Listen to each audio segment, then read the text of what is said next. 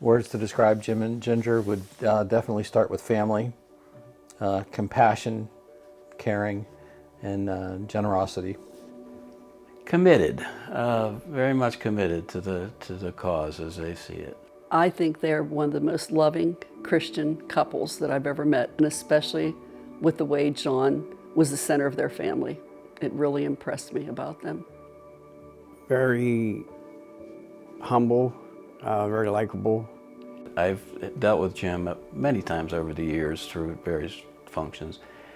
And I always kind of was very impressed with how committed he was toward Verland's mission and towards helping us to care for some of the society's most vulnerable populations. And so Jim was totally committed to what Verland was trying to accomplish. The favorite memory for me is Jim and his whole family's involvement in the life of John, who lived here for 34 years, and they're involving him in their lives. It's like John lived down the street from them, not at Verland. And every birthday party, every family get-together, every holiday gathering, John played a part of that. John was a character all his own. I mean, me and him had the same name, first name, so, you know, but he, you knew John liked you whenever he would try to scare you. Okay, you go up to he laid in like a bed, and you'd go up to him and he'd jump trying to scare you. You know, I'd say, John, I said, it didn't work this time. You know, and then we got along good because I would go and I would sneak around and I would like try to scare him. You know, and I did it one time and he laughed so hard, it was like he was actually crying because he was laughing so hard. I said, I got you good, didn't I?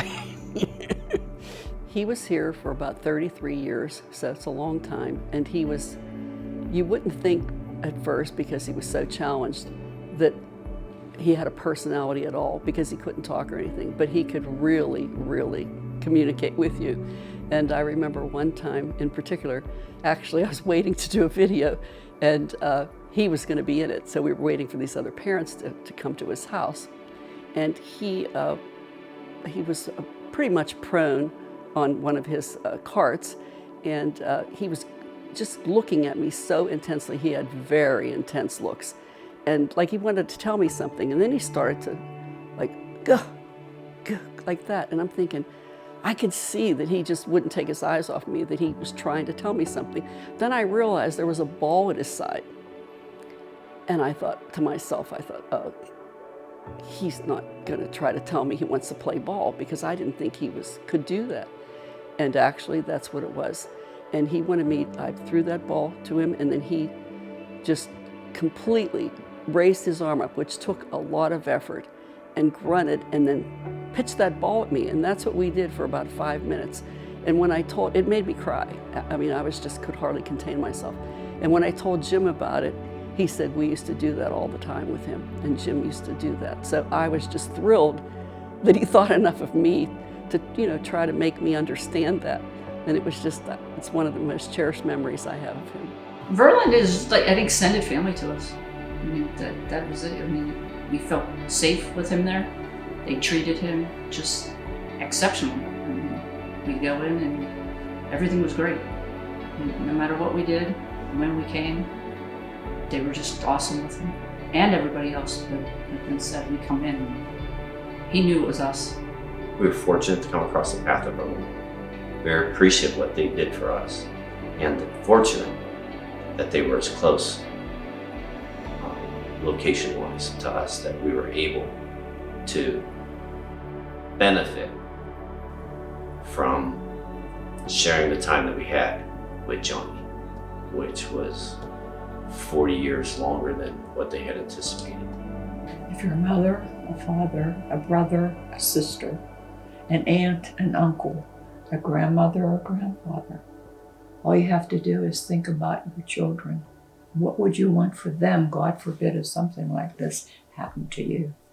I think our son John was the inspiration to be on the board and to stay there for 23 years, to see that I could do or what Ginger and I could do to keep that facility as great as that it is. We have not forgotten Verland, and we'll never forget Verland. Verland is sort of taking the place of our son John. That's how we treat Verland, just like what we do for the other kids, we do for Verland. I think, to sum it up, I think they lived their faith. They believed in God. They didn't see John as a problem. They saw him as just one of the kids in their family. He was the center of everything they did.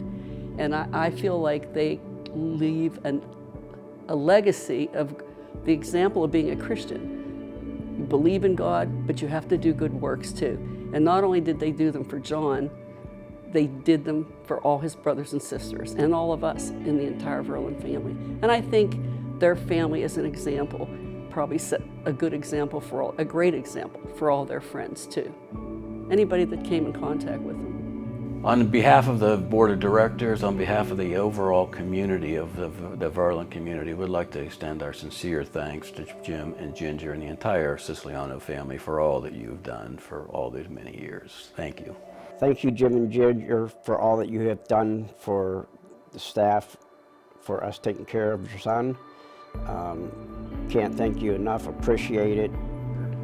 Thank you, Jim and Ginger, for not only what you've done for Verland and for John and all his friends, but for what you've done for me too. It's been an honor to know you guys. Love you. I'm gonna cry. I'm gonna cry. Thank you, Jim and Ginger.